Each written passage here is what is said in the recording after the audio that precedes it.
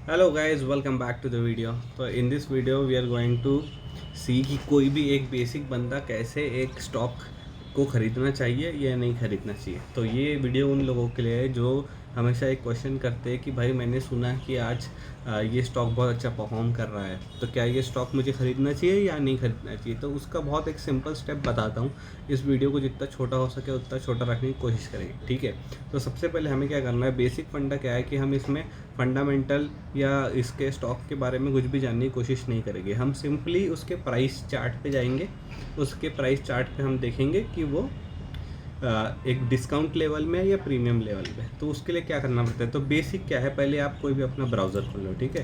Browser में खोलने के बाद में आप सबसे पहले जाओ और tradingview.com पे जाके ओपन करो।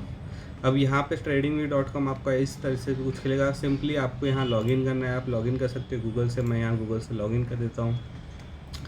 ये सारी ऐड आ रही है, इसको इग्नोर कर सकते हो। And yup, this is how this will look. यहाँ पे आप जाइए, यहाँ पे एक प्रोडक्ट्स में आप इसका सुपर चार्ट्स ये रहे, यहाँ पे आपको सारे चार्ट्स दिखेंगे। तो आप इसमें आ गए, ठीक है। ये आपका खुल गया पूरा ट्रेडिंग व्यू का सिस्टम। तो मेरा ये ऑलरेडी अकाउंट यूज़ करता हूँ मैं, तो इसमें मेरे गोल्ड के चार्ट दिख रहे हैं। बट अगर आपको नया चार्ट देखना है तो आप यहाँ पे क्लिक करोगे। तो मैं इसको थोड़ा छुपा देता हूँ पहले, ठीक है। तो यहाँ देख सकते हो, यहाँ मैंने एक वॉच लिस्ट बना के रखी है। तो सिंपली आपको क्या करना है, आपको आप जब भी कुछ नया चालू करोगे तो यहाँ पे कुछ बेसिक्स आएंगे। वहाँ पे उन बेसिक चार्ट को आप इग्नोर कर सकते हो। आपको समझो जैसे देखना है कि भाई मैंने सुना है कि आजकल टाटा मोटर्स का चार्ट स्टॉक काफ़ी अच्छी जगह पे है, ठीक है। तो यहाँ पे आप टाटा मोटर्स सर्च करो। अब जैसे आप टाटा मोटर्स सर्च करोगे ऐड सिंबल में, आपको यहाँ तीन चीज़ें दिखेंगी। एक टाटा मोटर्स एलटीडी, इसका आपको एक्सचेंज दिखेगा, ये एनएससी का है। ये टाटा मोटर्स के फ्यूचर है, ये भी एनएससी की है। और ये टाटा मोटर्स है जो ये बीएससी का है। तो हम यूजुअली एनएससी का ही मैं ये चेक करता हूँ, क्योंकि एनएससी हमारा सबसे बड़ा एक्सचेंज है। यहाँ पे जैसे आप देखोगे तो ये टाटा मोटर्स यहाँ ऐड हो गया। अब टाटा मोटर्स पे आप क्लिक कर दो, आपको यहाँ चार्ट खुल जाएगा। अब मैं बाजू की ये जो चीज़ है इसको यहाँ क्लिक करके ये कर देता हूँ। अब आप यहाँ देख सकते हो, जब यहाँ पे आप ओपन करोगे तो यहाँ आपको ये अलग नंबर्स दिखेंगे, 5M 15M 30M, राइट। तो ये कुछ नहीं है, ये सिंपली यहाँ टाइम फ्रेम्स है कि आपको कौन से टाइम फ्रेम में देखना है।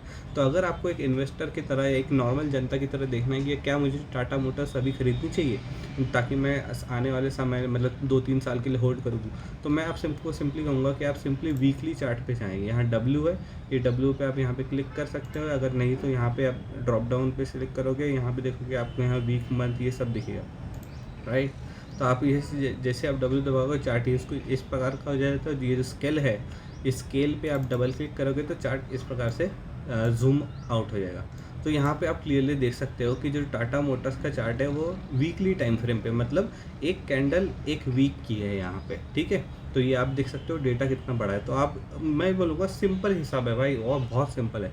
आपको क्या करना है, आपको बस आइडेंटिफाई करना है कि इसने हाई कब बनाया था। ये हाई बनाया था टाटा मोटर्स से, क्लियरली कोई भी बता देगा, 5 साल का बच्चा भी बता देगा कि ये हाई यहाँ पे इसने बनाया था। अब आपको क्या करना है, यहाँ हाई से बैकवर्ड्स जाना है, लेफ्ट साइड जाना है, मतलब पीछे हिस्ट्री में आपको जाते हुए देखना है कि ये जो हाई बना था, ये हाई बनाने वाला लो कौन सा था, मतलब इसके पहले का कौन सा हाई था। अगर मैं आपको एक सिंपल हिसाब बताऊँ तो ये जो हाई था, ठीक है, ये हाई हो गया। ये प्राइस यहाँ से नीचे गई नीचे गई नीचे गई, यहाँ पे रुकी थी, उसके फिर ये था। तो प्रीवियस हाई ये था, हो गया करेक्ट। ये तो बहुत ईजी है ना, ये हाई था, प्रीवियस ये था, फिर ये था, क्योंकि और प्रीवियस ये था, मतलब ऐसा हाई टूटते हुए ऊपर जाता है मार्केट। तो आपको क्या करना है, सिंपली ये आइडेंटिफाई करना है कि भाई अभी लेटेस्ट वाला जो हाई है वो कौन सा है। आपको मिल गया ये।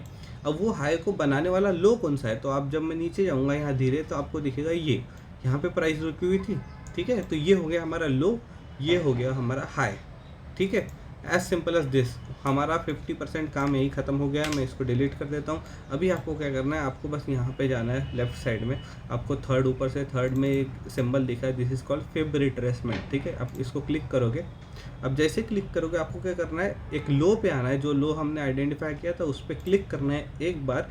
और ये जो आपका टूल है ये ऐसा कुछ ओपन होगा, ठीक है। अब ये टूल अभी मैं एडजस्ट करके रखा हूँ, इसलिए इस प्रकार से दिख रहा है। अगर मैं इसको डिफ़ॉल्ट सेट करता हूँ, let me apply defaults, okay. तो जब आप इसको सेट करोगे ना, तो ये टूल आपको कुछ इस प्रकार से दिखेगा। आप यहाँ क्लिक करो, इसको ड्रैग करके हाई पर लेके जाओ, यहाँ आपको ये दिखेगा। तो यहाँ आपको समझ में आ रहा है कि यहाँ से लेके प्राइस ने यहाँ तक ट्रैवल किया है, ठीक है। तो अब इसका मतलब क्या है कि ये जो हमारा हमने मार्क किया है लो टू हाई, ये हमारा हो गया एक बुलिश लेग, ठीक है। प्राइस एक लो पॉइंट से 400 रुपये से 1200 रुपये तक लगातार ऊपर गई है, ठीक है। तो इसका मतलब क्या है कि प्राइस ने 400 रुपये से 1200 रुपये तक का एक बुलिश लेग बनाया है। उस बुलिश लेग का सिंपल हिसाब है, ये फाइनेंस का कॉन्सेप्ट है, फाइनेंस वाले गाइज इसको बैक भी कर सकते हैं कि कभी भी जो बड़े लोग होते हैं, मतलब BFIs होते हैं, banks and financial institutions, they never buy anything at premium prices, okay. They always go for buying at discount levels and they sell at premium. तो बेसिक जो फंडा है ना मार्केट का कि सस्ते में खरीदो, महंगे में बेचो, महंगे में बेचो, सस्ते में खरीदो। तो ये सस्ता और महंगा कैसे तुम्हें पता करना है ना, सस्ता क्या है महंगा क्या है, ये पता करने के लिए ही मैं ये आपको बता रहा हूँ। इसके पीछे का पूरा कॉन्सेप्ट ही ये है। तो इसमें फंडा क्या है कि जब आप लो टू हाई फिर लेवल मार्क करोगे, ये आपको दिखाएगा ये कितने सारे रिट्रेसमेंट लेवल है, राइट। यहाँ पे कितना परसेंटेज है, यहाँ दिखा रहा है 0.5। तो ये जो 0.5 है, ठीक है, मतलब ये 50% ऑफ दिस टोटल रीजन हो गया। ये 50% तक ये हमारा पूरा ट्रैवल डिस्टेंस हो गया, इसका 50% ये हो गया। तो ये 50% का ऊपर का जो एरिया है ना, वो होता है प्रीमियम एरिया। यहाँ पे कभी भी बाइंग नहीं करना, यहाँ सिर्फ सेलिंग करना। और जो 50% का नीचे होता है अप टिल 0, वो होता है डिस्काउंट रीजन। तो हमेशा जब भी आपको बाय करना है, हमेशा डिस्काउंट में करो।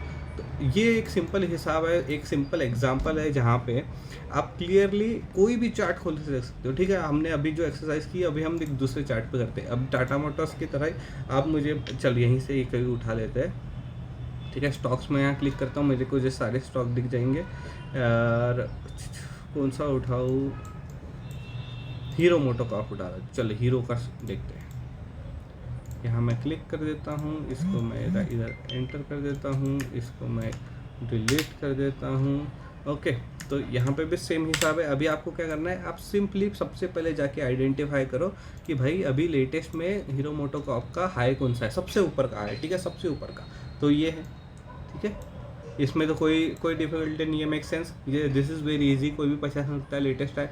अब देखो कि भाई वो जो हाई बनाया है उसको किसने बनाया है, कौन से लो ने वो हाई बनाया है। तो जब मैं यहाँ से नीचे उतरते हुए यहाँ आऊँगा तो मुझे क्लियरली दिख रहा है कि ये जो लो था, ये पॉइंट था जहाँ से प्राइस ऊपर उठी और उसने ये जो प्रीवियस हाई था इसको ब्रेक किया, मतलब ये लो हो गया, ये हाई हो गया, सिंपल।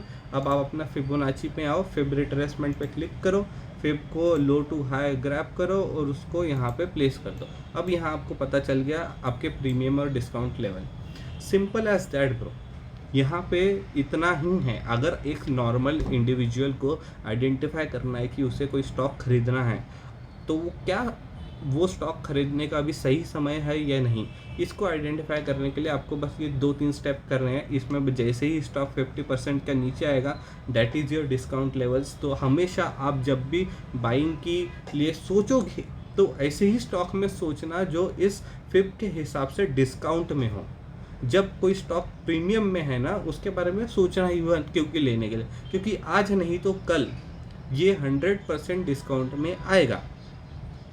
ये मेरे इतने सालों के एक्सपीरियंस से, और मैं ये आपको लिख के दिखा सकता हूँ। आप 100 स्टॉक 1000 स्टॉक जाके देखो, चार्ट पे ये फिब लगा के देखो, आपको पता चलेगा कि भाई प्राइसेस को डिस्काउंट में आना पड़ता है, उसके बाद ही वो वापस से अक्यूमुलेट करके एक नए हाई के लिए जा सकती है प्राइस। कभी भी अगर कोई स्टॉक जो ऊपर जा रहा है और नीचे ही नहीं आ रहा है, तो वो स्टॉक एनोमली है, ठीक है। That is not a normal behaviour. ऐसे कुछ स्टॉक जरूर होंगे जो नीचे नहीं आते, वो सिर्फ ऊपर ही ऊपर जाते रहते हैं, तो उनको नीचे आने की ज़रूरत नहीं पड़ती, बट उनको भी थोड़ा सा स्टॉप लेने की ज़रूरत पड़ती है। उस समय पे मार्केट साइडवेज हो जाता है, तो जब साइडवेज हो जाता है ना, तो एक्चुअली उस समय पे उसका रीअक्यूमुलेशन चालू रहता है।